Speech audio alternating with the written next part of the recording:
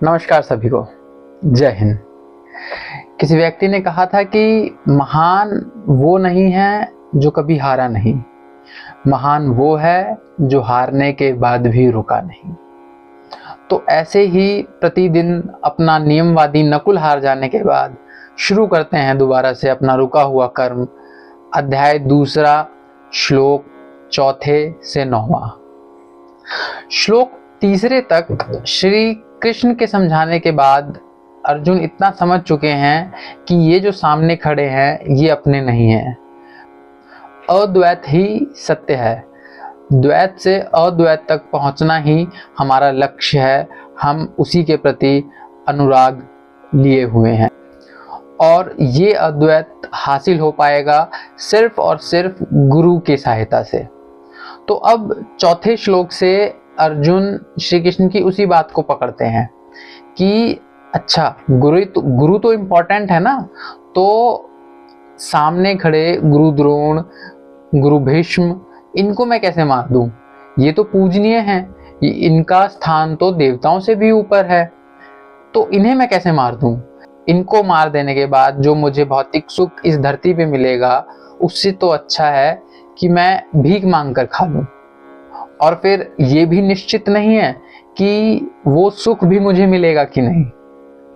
इसके बाद वो अपने मन पर काबू करते हुए कहते हैं कि हे देव, हे कृष्ण, कहीं मैं कायर तो नहीं हो गया हूं, कहीं मैं कर्तव्य विमूढ़ तो नहीं हो गया हूं, मुझ में क्यों अपने इंद्रियों के सूख जाने का डर है?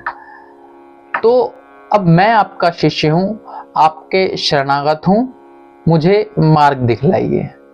इन श्लोकों के यथार्थ की अगर अब हम बात करें तो ये ठीक वैसा ही है जैसे किसी नशे में लिप्त इंसान को, नशा किसी भी प्रकार का, मांस, मदिरा या अति उपभोक्तावाद को हम ये समझा दें कि ये जरूरी नहीं है, ये आवश्यक नहीं है, ये तुम्हारे लिए हानिकारक ही है, तो वो उसका मन उस पर हावी होता है और हमारा मन हमें तर्क देने लगता है। कैसे?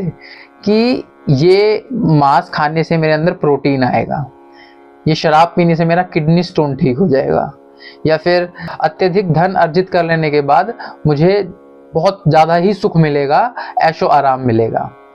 परंतु ऐसा होता नहीं है।